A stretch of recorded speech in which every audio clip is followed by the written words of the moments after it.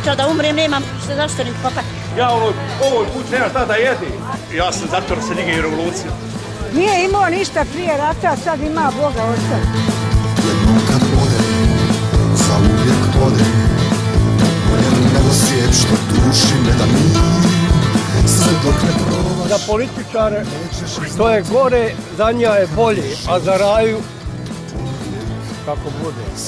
Vjerujte, evo u zadnjih 20 godina nisam sebi priuštio da odem na odmah. Narod šuti na tom se.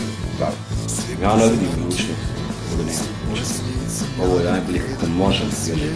Bio sam u situaciji, znači, koju većina mladih ljudi u ovom gradu, da imam potrebu da izađem, da se nađem s prijateljima, da jednostavno uživam u svom životu, a onda sjedim kod kuće, imam nekih pola marke u džepu i kontam, gdje ću ja s pola marke. Treba ljudi da gledamo naprijed i treba da se borimo za sebe i ne treba dopust kretenima više da nas vode. Jednostavno treba stop, znak, veliki start svih institucija i nema njima izlaska, blokirati im i automobile, sve im blokirati, uzeti im, kao što oni uzmaju nama, uzeti njima sve.